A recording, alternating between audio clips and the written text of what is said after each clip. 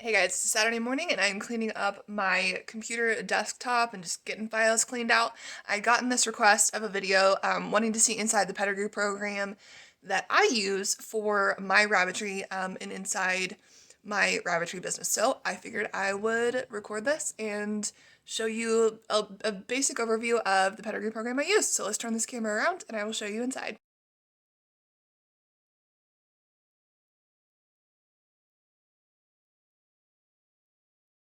I bought this years and years ago. Now I know it's not anything fancy looking, but it works.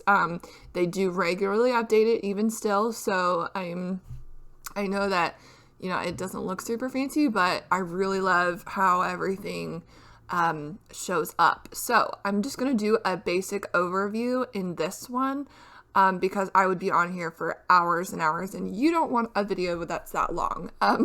So I will probably end up doing a series of a couple of different key aspects of it and separate them into different videos, okay? So this is the way it looks when it opens up. These are all of the active rabbits, so the ones that, you personally have in your rabbitry now. Up here are different ways you can filter out. Because you are able to put multiple rabbit breeds into the program. Just be aware that they typically only have the purebred ARBA recognized breeds in here. This is typically used by people who show. So you can add other breeds. I'm not going to click that because I don't want to have a goof up here on the video and not be able to fix it. So you can filter them by different ages. You can filter them by the mom's ear number. When we say dame or sire, the dame is the mother and then the sire is the dad. So in case you were not aware of that, you can sort them by all of these things. So I typically only switch between young and old. I like the old animals first, but you can flip them and it'll put the youngest ones at the top. This kind of helps if you have a lot of them and you are looking for a specific one, and that it's younger. But here is, you also have archived areas. So these are 3 sections that you can set up in here. I have sold, past, in other words, the ones that died, but I don't want to completely get them out of my program because maybe I need to fix a pedigree or something like that, and I want the pedigree program to still remember it. So look at this.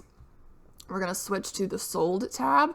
And so this is like all the past, rabbits from years and years ago. We can go all the way back. Whoop. I saw some 2011 ones. 2008 and 2009. Yeah. So that was like early on there. So maybe someone, this is helpful if people will contact you, and say that, they lost the pedigree, or I've also started to get people who have gotten my animals secondhand, but, someone totally goofed up the pedigree, things like that. So I do try to be as helpful as possible and get them the information that I have on hand. And that's a good way to be able to go look it up. So let's say that you bought a new rabbit and you don't have the pedigree in here. You would go in and click add a pedigree, and then you start typing out all the information that you have on the animal, and then you would always click next rabbit if you put all the information that you had there. Let's say that we're going to put in the variety. You click that, and this is all of the recognized colors of the breed that you raise. All right, so I'm going to just pick one because now I don't have an exit button, so done. And then, one more thing. It also tells you down here, so if you have a Charlie marked one or a broken pattern, what letter you need to put for that to show up. I can just delete that. Yes. So then we are, there are a lot of other options, you can do. I don't want to confuse things. Something that is really cool about this one. So let's say you're trying to see who is related to who. Let me find one that I know would be related to a few of them. Okay, him. Now it says view kin. So, excuse me, do you want to view offspring, view siblings, view common ancestry? So, let's see. Oh, okay. I'm sorry. So this one, you would have to pick two. So, I don't know off the top of my head if any of these are related. Highlight related animals in a summary screen. There we go. So let's just go, and then you can pick how far back it will look. So then, yep, we found 4 matches. So these ones have some way related to this buck here. So that's really helpful if you're trying to choose who to breed, and that will filter out your options, things like that. Okay. Then now we need to, it's still showing that. All right. Now let's say, and I can do this in here. Millie just had, I'm sorry, it keeps popping up to the screen. It's showing the screen recorder, but this is what, if you are in an animal's pedigree, before it's been printed, it doesn't look like this when you print it. But if you want to edit any single animal, you go in here and click on it. And then, okay, her weight is missing. So you have to click edit, and then it opens up all of these fields that you can add. So I know that she is 11.5. Now, this is the one that gets, a little bit strange. So you can see the, hash marks right here. The number marks at the end, that's just what the program uses. So 11.5, so 0.8, whoop. So we're going, it doesn't take the point in there. See, I'm trying to hit the dot button right now. So you need to put the hash mark in between there. It's just a program thing. Not sure why. This one does it does its best to make the color code, so you can predict color of the offspring, and I will do that in a minute. So that's how you would edit, any of your animals, basic information, basically. All right, so we're done. We're gonna save that. I'm gonna do another video on how to expand or, very quickly make, like babies information. So you would click the view litters tab. You probably saw me click that. Now we're going to drag this back up. And then in here you can see that it's not showing any litters. Well, it's because I did not put an entry in there. So you click add an entry, and then when you know the sire's name, you can start typing, and it will bring up any of the options. That the animal has to be in your actives folder. Okay. So if it's in like a sold section or some kind of archived one, it won't bring that up. So it will bring that up. You select it. This is where it gets a little janky, let's just say that, I know that they were born, let's go back. They were born Saturday morning, and then you see how these did not change at all. Actually it did. No, okay. So this side changes, and this doesn't. So you're going to have to select it, then change it. So this is the actual, because we know, well, she wasn't bred on the days after. So it kind of gets a little goofy. So anyways, then it will automatically calculate these ahead of time, and that helps. And then you will add some of these information, to tell it how many, basically it's going to tell it how many pedigrees to make. So you'll click how many, bucks were in it, how many does were in it, but I don't know the gender of any of these yet, so I can't create the pedigrees just yet. So let's just cancel that. We're done here. Now let me go back. Let's pretend that we bred, well, I did breed this one actually. So Millie and Jet Black, I bred them together. Now let's have it perform a genetics what if, or predict the offspring or the colors of the offspring. So you click that, but you have to select the 2 animals. And then these are the chances of the colors that you could end up with by breeding those 2 animals together. So we got, in this litter, there are a lot of blue, and I'm pretty sure there is a chestnut in there. I think there probably is a chinchilla, but it could be a steal, but I really think there is a chinchilla in here somewhere. Yep, so here's one down here. The lower you go, the unlikelihood, the less likelihood there is of getting it, but I'm pretty sure there are, opal colors in there, so it's pretty much on point there. So let's pretend, here's another one that I might do. So you can click whichever one you want first, but Maggie, and then I am considering breeding her to this bug here. So you hold the control tab or the control button down and highlight him, and then we're going to click the genetics one. Let's do the genetics what if one there. Okay, this one is just where you can choose the 2 core colors. So let's just pretend Maggie is, well, I'm not pretending, she is a black, but they're not showing brokens. I guess it really doesn't matter because, yeah, okay. She's a broken black. So, and then that buck is an orange. So let's click that and then calculate. The reason this is not as accurate is because it cannot use the information it has on the ancestry amount, or, the ancestry color code to help it decide.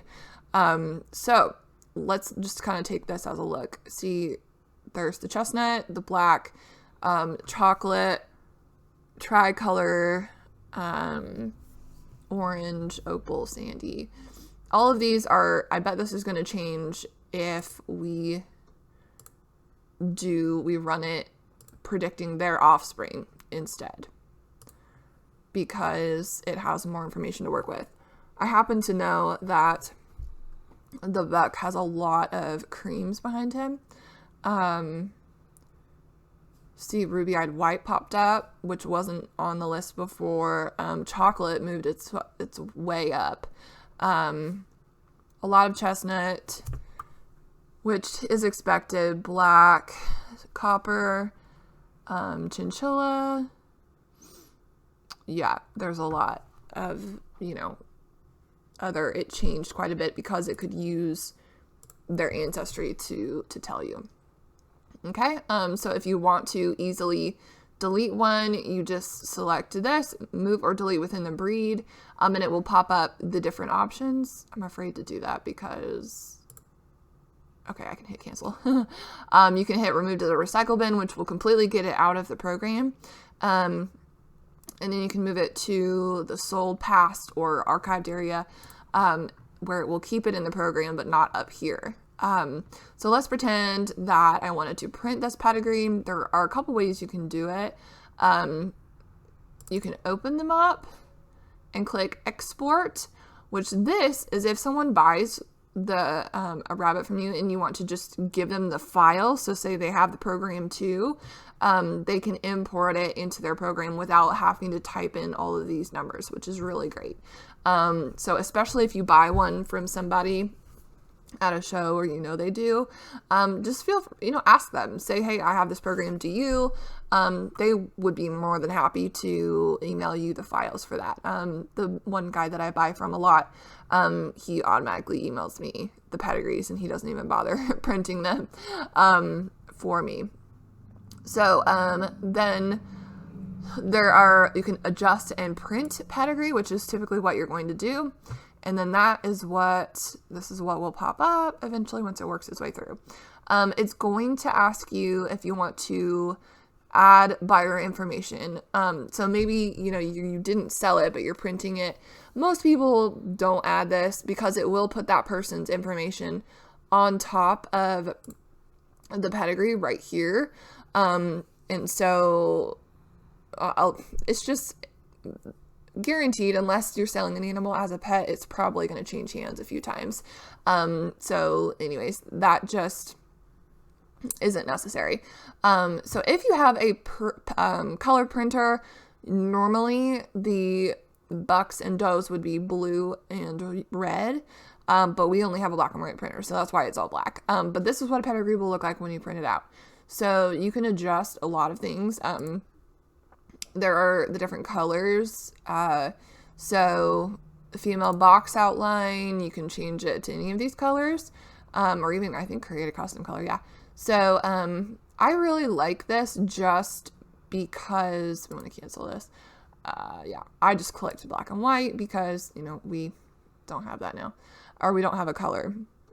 Oh, it's, I never found this before. You can, have it put the color of the outline of the box by the variety of the animal. So if it's a chocolate, it'll be a brown color. Anyway, you can put a picture of the rabbit in there. There's a lot of other options in here. Clean and neat, though. I know it's tempting to want to put all kinds of fancy stuff in there, but honestly, the people who are in it, they don't want to, don't clutter up the paperwork for the animal. Okay. So I think that is a lot of the basics. With this, you can also print birth certificates, business cards, cage cards, all of this kind of stuff. But unless you have cardstock and you really want to, just, if you really want to get crazy about it, go right ahead and do that. One other thing you can do when you're printing them out is you can hold down the control tab and select multiples, then click the print and then pedigrees, and it'll put all of them together in one printout. But it will ask you, do you want to add the seller information for every single pedigree? So you just have to click no for each one. And then, come on, down, and there's each one there. Okay. So, I don't need to print those. I think that is basically enough of the basics of it. There is data management, export pedigrees. So if you want to, export them to, send them to someone, you can import them from here. So you would download the file to your computer, and then you're importing it from, you can import them from either of these. So Rabbit Registrar, which is this program, or there is another one that converts well to it. If you want to find a rabbit, so if someone comes to you and is like, I don't have the pedigree, can you get it for me? Kinds of things like that, which is great to some degree, but then it's very difficult when you have hundreds of them. Let's see what comes up. So you can kind of